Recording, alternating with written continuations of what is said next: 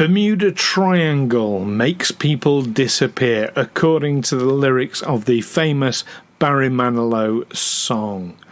But what really lies behind all the myths and legends that have sprouted around this famous area?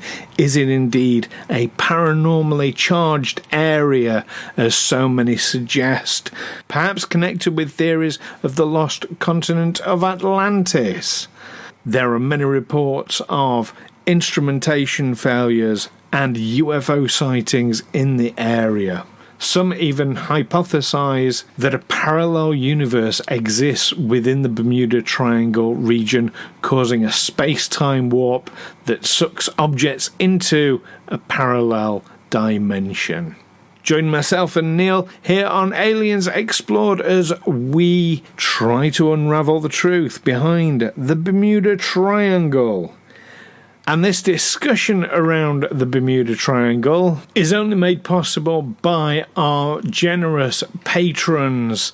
And this week's episode in particular is dedicated to our Explorer of the Week, Vanessa Keim. Now, Vanessa has kindly subscribed to our Patreon and in exchange get some lovely, lovely rewards. You too can get lots of rewards, including Explorer of the Week, if you choose the right level. Go to patreon.com/aliens explored. Have a good look around at the various rewards that are available. Pick the one that suits you and do help us make this and future episodes. We will love you forever as we do our Explorer of the Week, Vanessa Keim.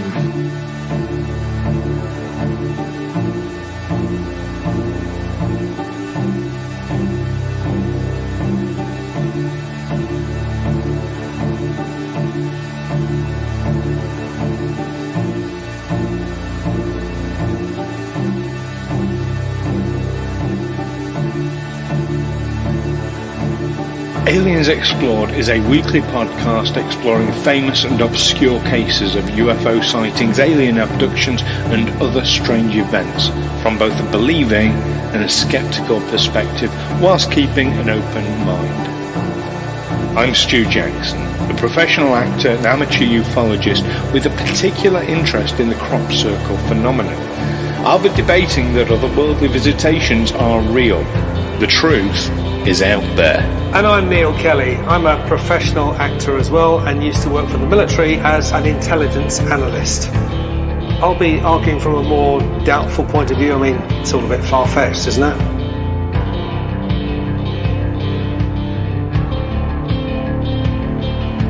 Hello everyone and welcome to Aliens Explored, your weekly look at the mysterious skies and mysterious under the seas and mysterious smoke-filled rooms with shady government characters plotting against us. We know they're doing it. I'm one of your hosts, Neil Kelly. And I'm your other host, Stu Jackson. How you doing in this heat, Neil? I'm just about doing all right. I mean, there's a slight breeze getting up now. Right. Okay. So I've been looking forward to that. But yeah, it's been quite... I haven't had to go to work today, although I work in an air-conditioned building, so where people actually complain about the cold. So probably would have been preferable then. Yeah. We don't work on Mondays, but I'll be back there tomorrow. Yeah. Well, I mean, for our listeners' benefit, we're recording this at the height of... Well, I hope it's the height of the heat wave. Well, they're saying it's the hottest day ever recorded in Britain. 38 degrees was the highest prior to today. I know that much. And we're up to, was it 40, 41 today? Really? And they're saying that record may be broken again in the next couple of days. Yeah, so there we go. Well, I don't have air conditioning. I don't have a breeze because my windows are closed because my neighbours have decided that now is the perfect time to start slamming the doors in the corridors around the block of flats. Somebody's decided now is the perfect time to start smashing concrete outside my window. Oh, blimey! That's a daytime activity around here. I know, No. and my neighbour who lives above, who normally screams at her children, has decided now is the perfect time to play music unreasonably loud. So hopefully I can edit all this out. But so you're in your little sweat apologies box, to our basically. listeners if not. So I'm having to keep everything closed and shut up and blimey. Suffering for our art and our listeners because they want to hear some interesting things. You can't even have a fan going, can you, because of the noise it would make? No, absolutely. Oh. But yes, but not to worry. I'm not complaining at all because we get to talk about a really interesting thing. Now, I don't even need to ask with this, but I normally ask the question, had you heard of? Of course you've heard of the Bermuda Triangle, right? Sometimes called the Devil's Triangle. Yes, I've heard of it. Barry Manilow put me on. Actually, I think I'd heard of it before Barry Manilow as well. I think I'd read about it in a magazine famous somewhere. in the media for that. I had a book when I was a kid called Strange But True, and it had all sorts of things like the mystery of the abominable snowman and Bigfoot and the undead of Haiti and the Bermuda Triangle. So Strange But True. Did it have a subtitle for a given value of true? No, it was called Stranger Than Fiction, and it was just all these stories, which I guess, as far as I recall, I mean, I was only 10 years old, but as far as I recall, they were purporting to be just literal truth. Well, I mean, certainly we know.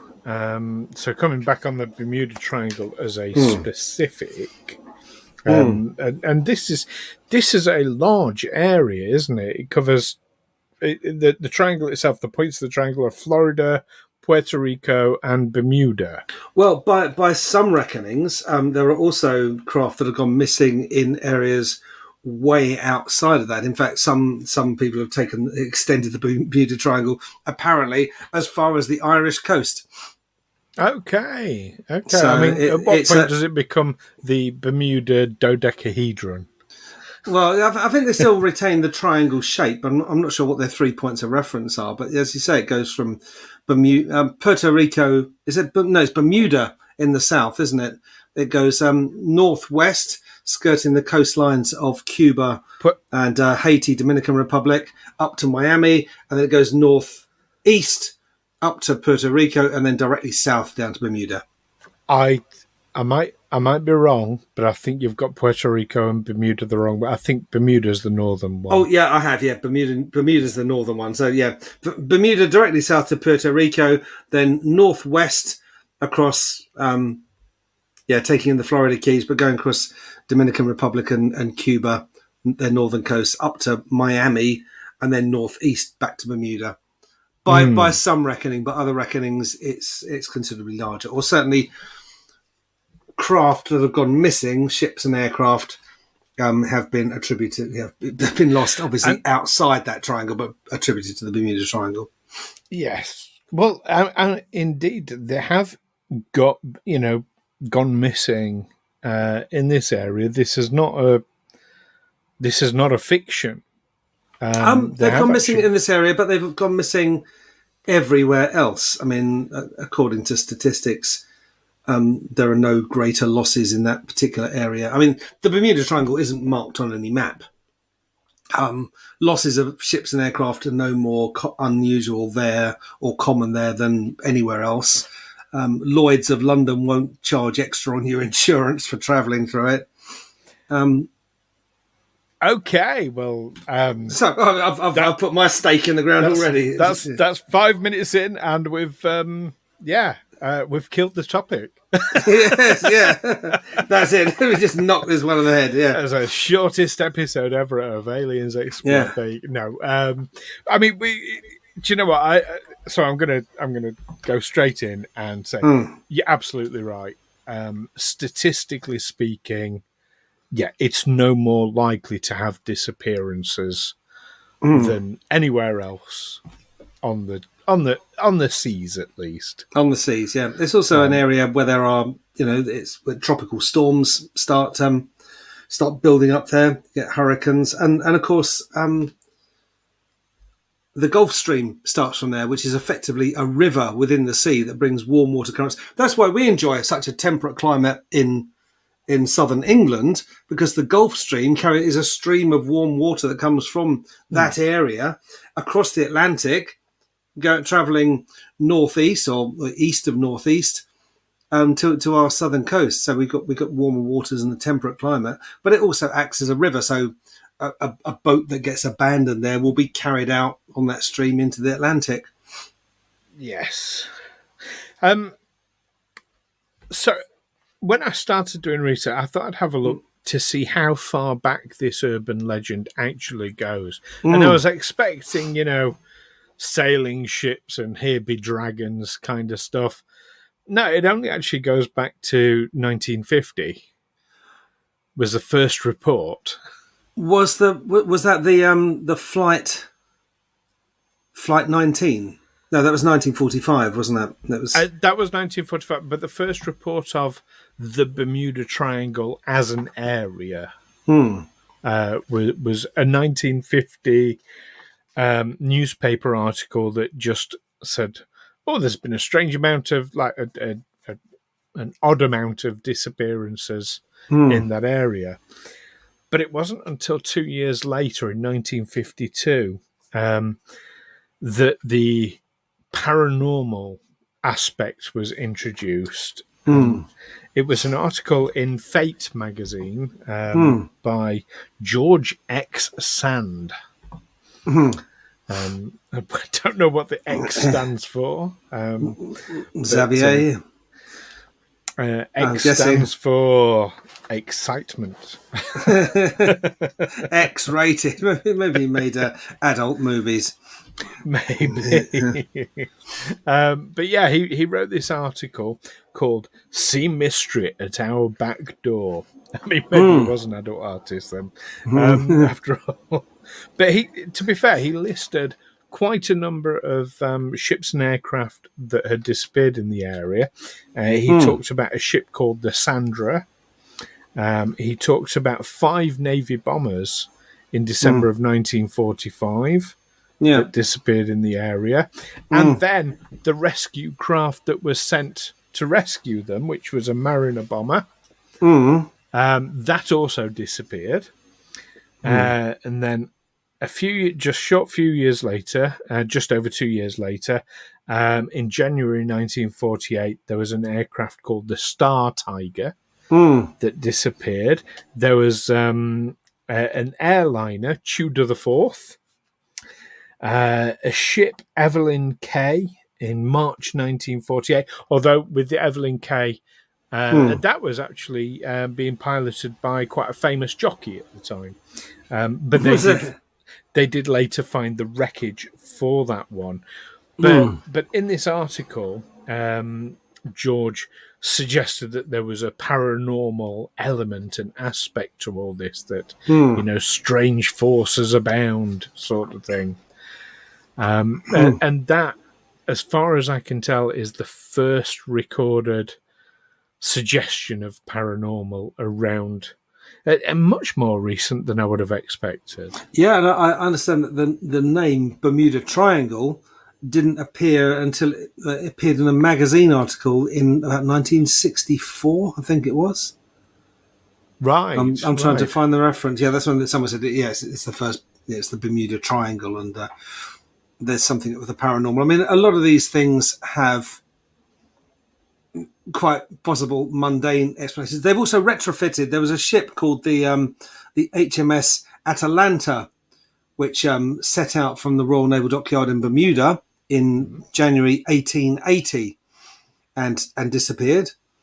Oh, right. Okay. Her crew, I mean, she sailed right into a storm, and her crew were primarily inexperienced trainees. So that could have made things a lot worse than they needed to be. And also the HMS Eurydice,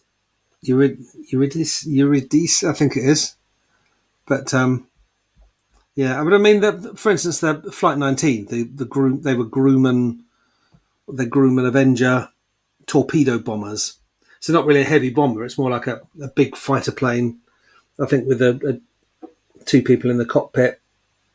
And yes, that's the 5 Navy bombers that George Sand referred to. Now these set out on a training flight. They were led by they were led by George Sand, but they were following in flight in formation. So they set out from due east from Fort Lauderdale, and then for about 140 miles, then north for 73 miles, and then back over a final 140 mile, 230 kilometre stretch to complete the exercise. They never returned to base. Now, the disappearance, Navy investigators just said, well, possibly the pilot, the lead pilot, made a navigational error, and then, of course, the planes just ran out of fuel, and that was it. And it's a large area of ocean. If something goes down in that, you're not likely to find it again. And then one of the search and rescue craft deployed to look for them with a 13-man crew also disappeared. Yes, that was the Mariner bomber. The Mariner bomber, yeah. Yeah. Again, George Sand referred to this in his Fate magazine article. Now, apparently, this Mariner bomber, obviously, it was carrying an awful lot of fuel because it was doing a search and rescue mission. We wanted to be out there for as long as possible. And according to contemporaneous sources, the Mariner had a history of explosions due to vapor leaks when heavily loaded with fuel. Well, to be fair, one of the things that has encouraged this urban myth about the Bermuda Triangle is not so much craft not returning, but the lack of any wreckage is a running theme. Isn't there also, I mean, given that the triangle, if you're crossing the triangle, if you're going from, I suppose you're not, I mean, if you're crossing straight from Florida straight to Cuba, you don't really go into the Bermuda Triangle that's marked on this map. And to be fair, Bermuda Triangle isn't really marked on any official maps. This is a schematic. But, that's been disputed waters and pretty much a war zone since Castro took Cuba in January 1959. So there could be all sorts of reasons why ships would disappear. Yes. Hijacked or sequestrated, they suddenly run into a Cuban naval patrol and get escorted to Cuba, and the Cubans then deny all knowledge of it. That's another possibility. When there are also stories about pirates in the Caribbean.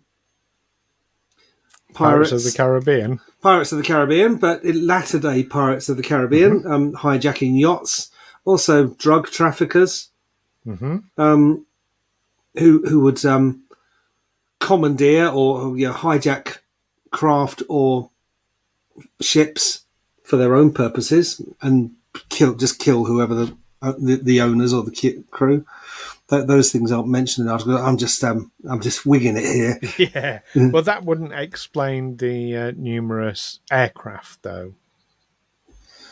No, but I say one of the things that I noticed in reading up on it, that quite often no mention is made of the weather, and of course it is an area where tropical storms or hurricanes can start fomenting, and sometimes either they've made no mention of the weather, or they've actually claimed that it was perfectly calm weather when actually there was a hell of a storm raging at the time.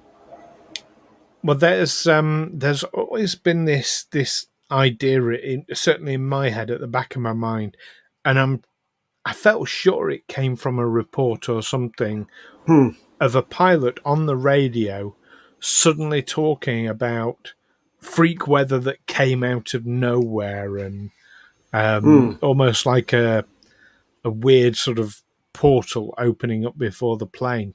But in doing the research in trying to find this, I can't find it anywhere.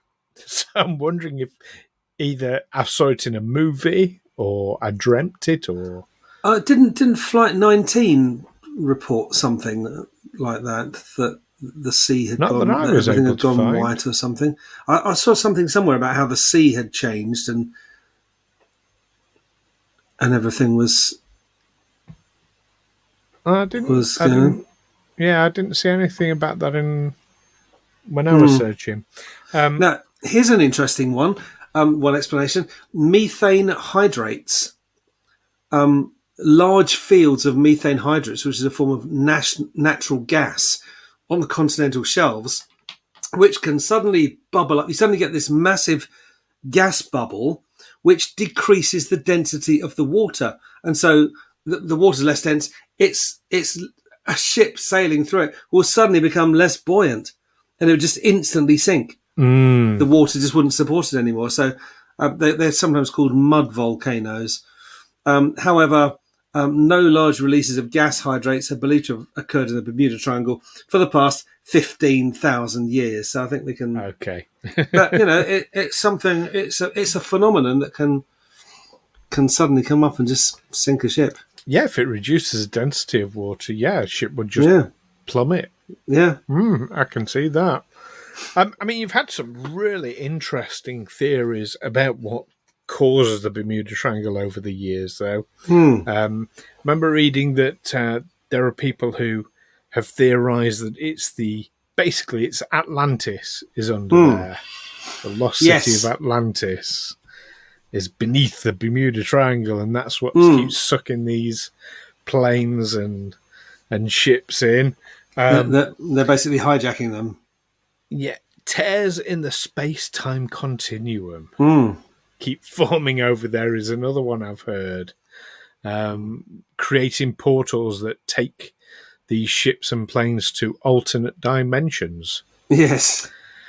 Which is, as theories go, that's even I'm going to say that's pretty out there. Well, didn't someone at the time that Flight 19 went missing? They said, "Oh, those planes are on Mars now." I mean, imply that they've gone through some kind of portal. we got so many amateur astronomers. I'm sure we would have seen them if that were the case.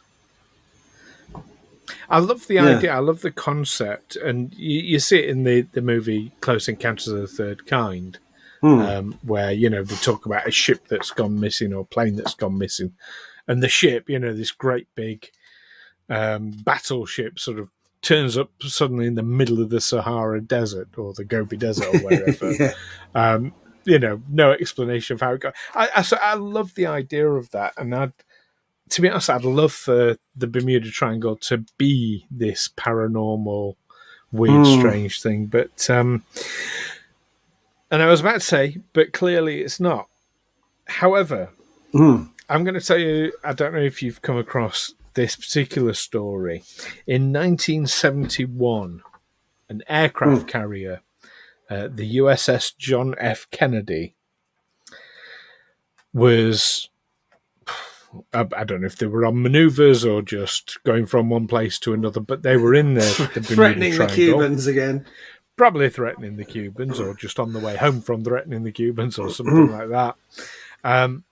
When all of a sudden, all the electrics, the radar, everything just suddenly cuts out and stops working. There's a glowing orb, large glowing orb, that hovers over the ship for 20 minutes. After 20 minutes have passed, this glowing orb disappears. And the moment it disappears, all the electrics fire back up again.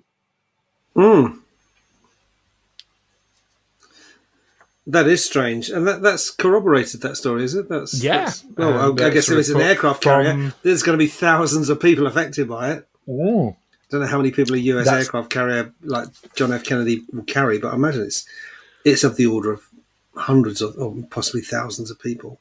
I'd be surprised if it was thousands, but certainly hundreds. Yeah, I'm sure. Even if it's like a few dozen, that's still a lot. That's that's an official record.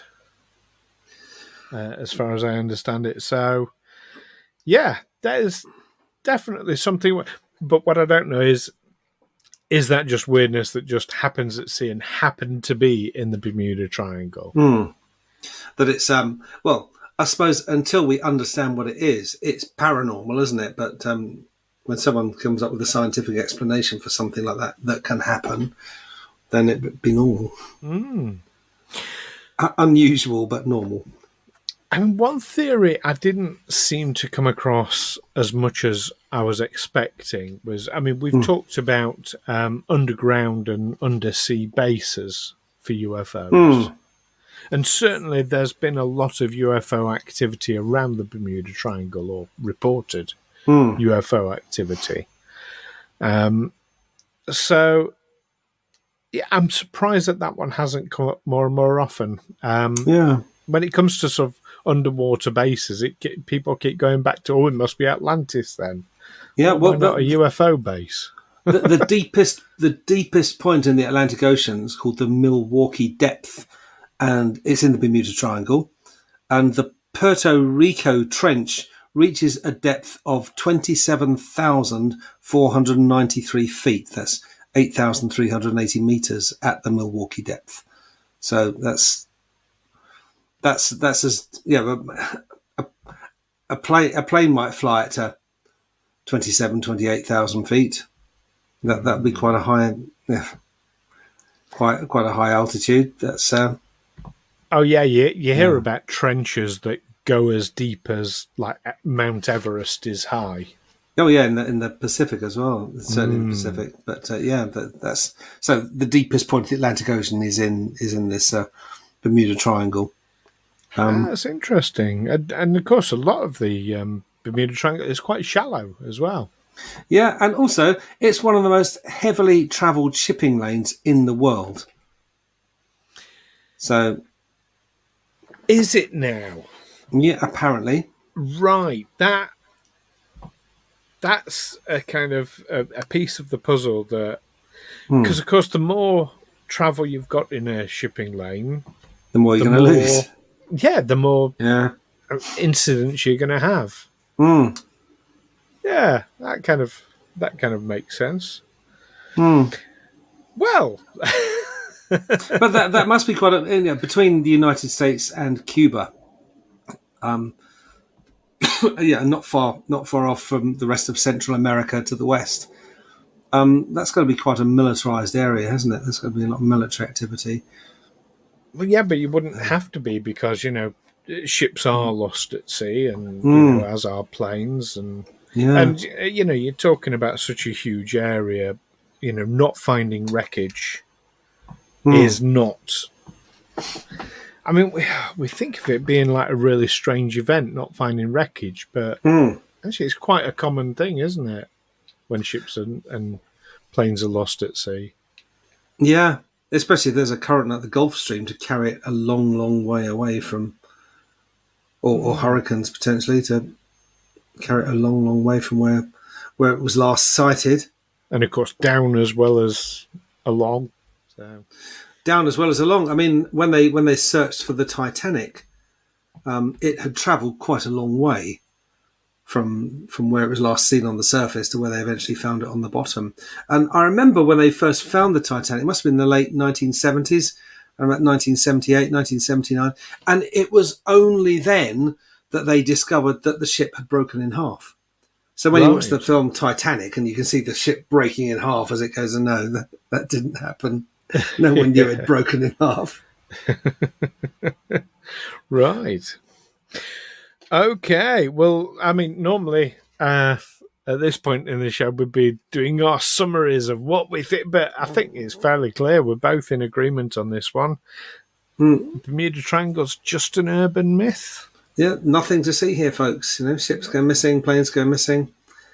Yeah, and I wonder I assume flights were safer by the 1940s than they were in the infancy of aviation. I mean, the two airliners that you mentioned that went missing, apparently this is in the 1940s. These would have been, I don't know if they were turboprop or just ordinary prop engines. Tune to the Fourth was a 4-engined. Yeah, Well, apparently these planes were flying at the limit of their range. Yeah, they could, with a full load of fuel, they could barely get to their destination. So there's no contingency there. Then, they go, that something goes wrong. They run into a headwind they weren't expecting, or they make a slight change and have to make a slight adjustment in their navigation. They ain't going to make it to their destination. But do you know what? We still have issues like that in some places today. I remember when I visited on holiday the Greek island of Skiathos. Now, Skiathos has a runway, and that runway is only 3/4 the size of the minimum EU runway length. Okay, so to take off from Skiathos, as we did, they cannot take off with a full tank of fuel because they won't get the plane up in time. They have to take off with the bare minimum amount of fuel to get to Athens. And then they can... So they can land there and then refuel and then take off and take back to the UK or wherever. Wow. It reminds me of a story when I was in Cyprus with the army, and we were based not far from Larnaca, where the main airport was. And a Romanian, this was in the 1980s, but a Romanian Airlines aircraft was coming into Larnaca and suddenly went off the radar. So this alert went up. We were on the base. We heard it on the base. This plane just suddenly, short of Larnaca, just gone off the radar. They assumed it had gone down in the sea for reasons unknown. And then after a few minutes, the pilot suddenly came back on the radio saying to the effect, I'm paraphrasing here, bloody hell, that's a short runway. and what he'd done, he'd landed at Decalia in our garrison. He'd landed at 16 Flight Army Air Corps on the runway used by the gliding club. He landed a full-size Ilyushin aircraft, which couldn't take off again. The plane had to be dismantled and carted to Larnaca Airport on trucks, where I would watch bits of the plane going past, right in front of my flat every day. I understand the pilot defected. He didn't. Yeah, this is during the Ceausescu regime. He probably wouldn't have had a warm reception when he got back home. No heroes welcome there.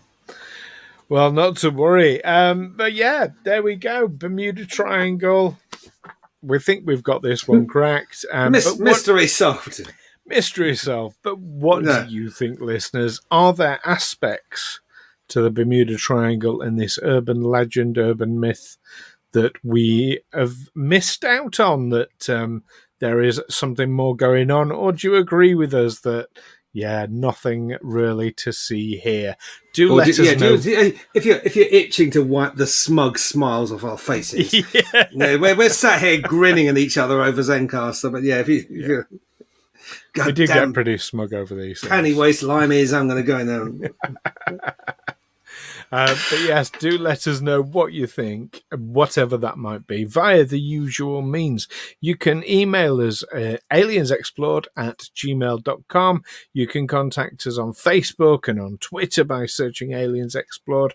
Or if you're one of our Patreon members, you have exclusive access to our Patreon members only Discord channel, where you can chat about your ideas and thoughts with like-minded people. It's growing all the time.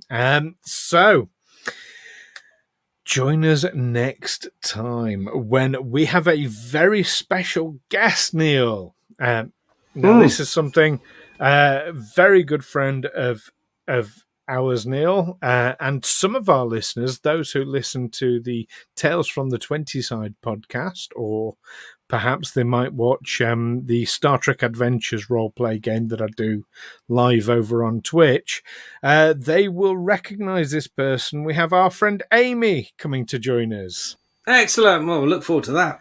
Absolutely, because Amy and I and her partner, we were going around Wiltshire just this last weekend, the last few days, going crop circle chasing, Neil. Amy wanted to see what crop circles were all about, so I took her around, and we'll be getting her thoughts on that. I can't wait to take you crop circle hunting, Neil. I'm looking forward to it. You know, we started this show in the middle of a pandemic when no one went anywhere. So we always promised once we were able to move again that we would, and here we are. It's still not moving. We're still in a pandemic. we still are. Yes, we are. Just had a black alert from the NHS. Yes, and cases are going up quite dramatically. So keep safe, everybody, and keep cool in this weather as well. But yes, talking to Amy next week. But yes, don't miss that one. In the meantime, keep watching these urban legends and see if they are urban legends. And of course, keep watching the skies. Take care for now. Catch you next time. Aliens Explored is a Fecal Films production in association with Juicy Falls. Music by Darren Mafucci and editing by Stu Jackson. Find us on Twitter or Facebook by searching Aliens Explored, or visit us on aliensexplored.com.